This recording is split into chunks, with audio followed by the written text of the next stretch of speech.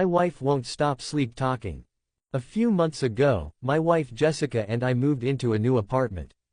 Before that, we lived in a large cottage overlooking a beautiful lake, her dream home.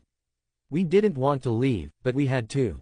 I'd been promoted at my law firm, which required a transfer to one of our branch locations in New England. Jess and I talked about it for a long time, and although she was reluctant, we eventually agreed to move. The cost of living up north was higher, and until Jess could find a new job, we had to downsize. Those first few weeks were tough. Jess was irritable, missing our old house, our friends, and her steady job. She was bored and restless, which led to arguments. It felt like we'd never settle in. But things got better. Jess found temporary work as a part-time editor at the local TV station, and for a while, she seemed happy again. Not perfect, but better. Then the sleep talking started. Jess is a restless sleeper, especially during big life changes. I'd heard it before, but this time, I didn't mention it to her. I knew she was embarrassed by it, so I kept quiet. It went on for a couple of weeks, but when her temp job ended, it got worse. She began screaming at night, and I'd have to calm her down. One night, she screamed and then started crying. Through her tears, she said something I'll never forget: "I wish you were dead." I asked, "Who, hun?"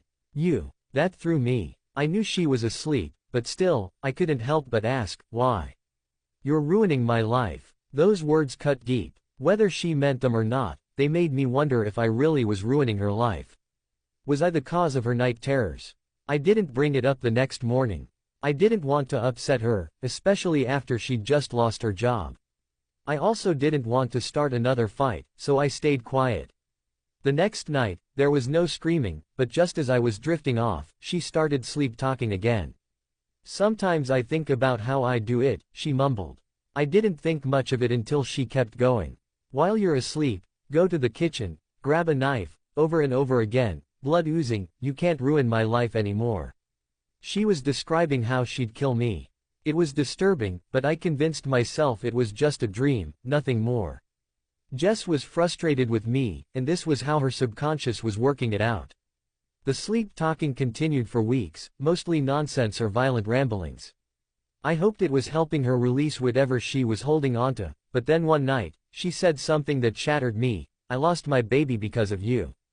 I asked, "What do you mean?" Through more sleep talking, she said, "You made me want kids, you put life in me, now I'm alone." I hadn't realized how much the miscarriage had affected her.